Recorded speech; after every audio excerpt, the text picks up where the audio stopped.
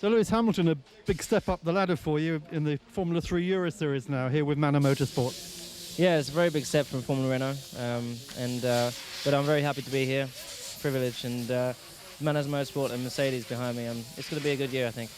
It's a big step for them as well, of course, leaving the British Series behind. Why did they do that rather than stay in Britain? It's a difficult question to answer, really. I think really we wanted to stay with Manor, and we said that myself and McLaren, we decided we wanted to go to Europe, and Manor were happy to do that, so they came with us. And of course, you have to have Mercedes engine, obviously. So, but how do you find the competition? First race is behind you now this afternoon. I knew the competition would be strong before I even got here, but a lot of the drivers that I'm racing against, I've raced with them in karting in Europe, so I knew what they're capable of, and they're not easy to get past at all. But they're very talented drivers here. When he stalled. Well, no mistakes this time. Everyone except Lapierre away cleanly as Salignon and Green race side by side down to turn 1. Green locks up, and Salignon is through into the lead with Rosberg, Premat and Lapierre following.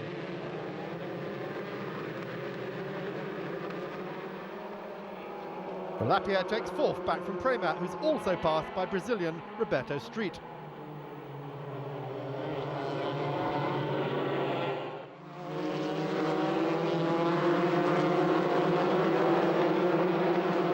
Salignon, the 2002 European Formula Renault champion, raced in British Formula 3 with little success last year. He hopes to change that today.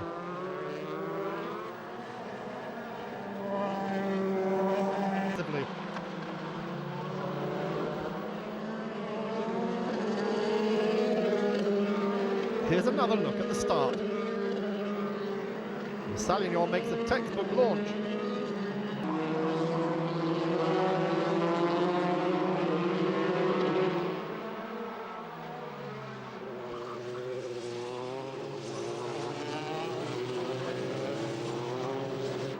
It's hard to believe that Formula 1 cars once had to race through this chicane. The Formula 3 cars can't get through without colliding.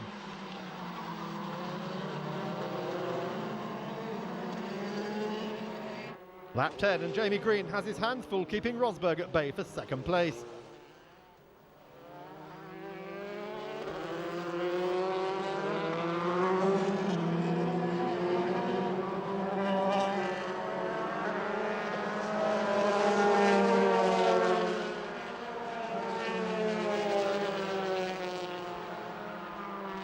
Salignon has increased his lead over them, with Lapierre and Street still 4th and 5th.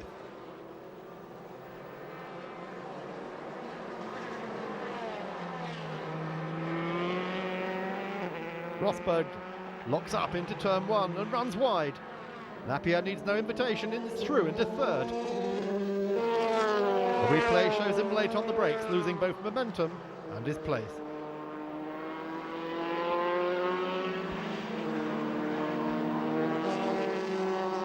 Great car control, but it's dearly cost the Flying Finn.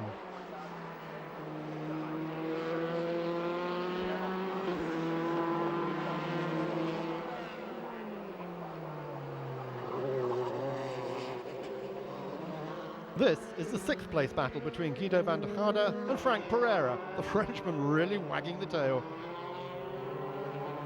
Like the Dutchman, Pereira was a world karting champion before winning last year's Italian Formula Renault Series, and both are backed by Renault.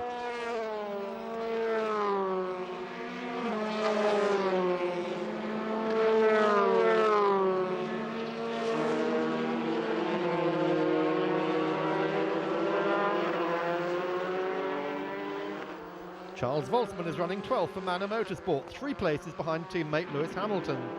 Well, Hamilton was hit on the first lap yesterday and forced to retire, but is today running 9th after starting 10 places back following an engine change forced by the collision. Only 1 change is permitted during the season, and then not before the first 5 races, hence the penalty.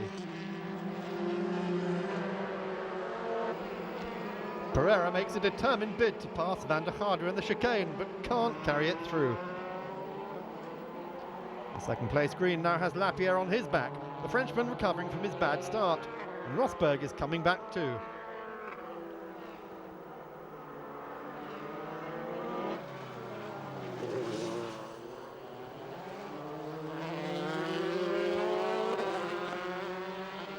but this is as close as either will get. As Eric Salignon takes a checkered flag by 3.4 seconds for his first Formula 3 win, with Jamie Green second and Nicolas Lapierre third.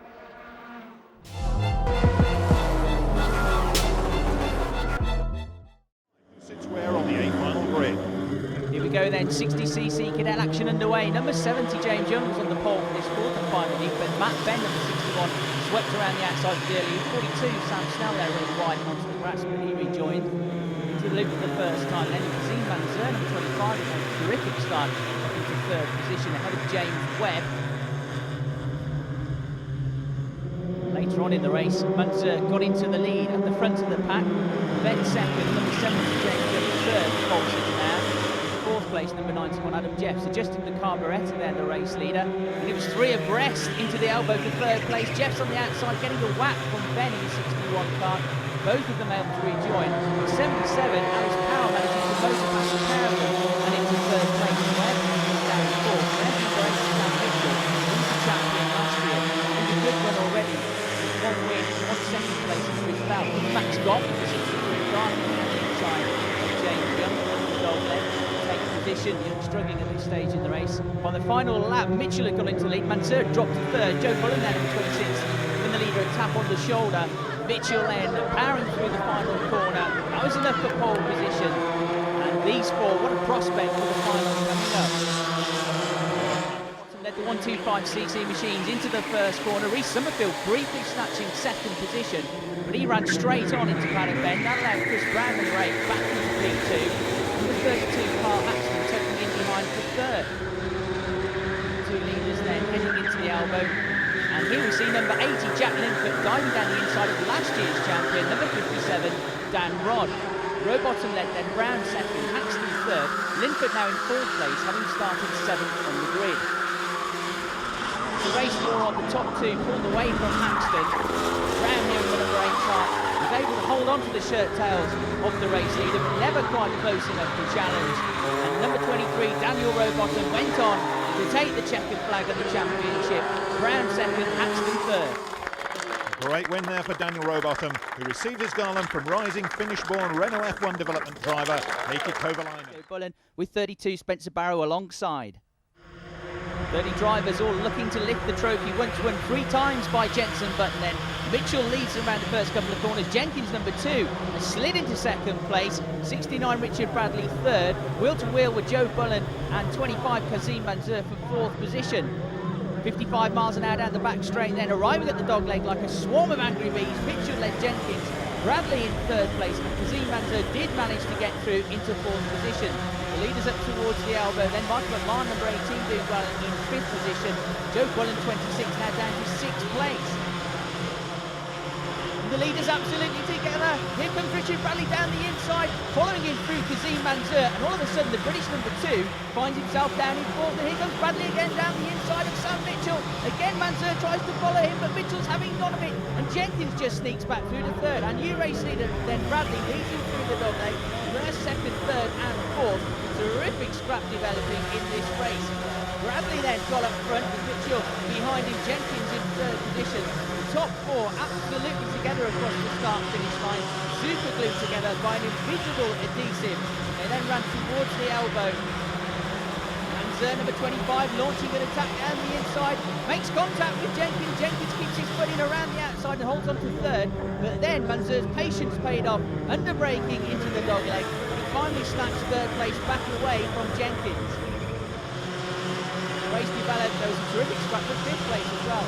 There's 86, Jake Fondon. Joe Bullen, number 26, is right behind. 31, Dean Hale joining in the party as well. This race scrap was developed throughout the entire duration. Leaders into the dogleg then. We've lost one of them, and then Sam Mitchell, oh no, the former champion, out with technical problems. The race developed, it was a 2-horse race to the flag then. Bradley just ahead of Van Zer, very close, but Bradley held on to take the win. Van Zer second, Jenkins in third. And so the top 6 confirmed. Richard Bradley in first place, Kazim Van Zer second, Scott Jenkins third, Dean Hale fourth, Spencer Barrow in fifth, and Joe Bullen in sixth. A great win then for Richard Bradley. Our congratulations.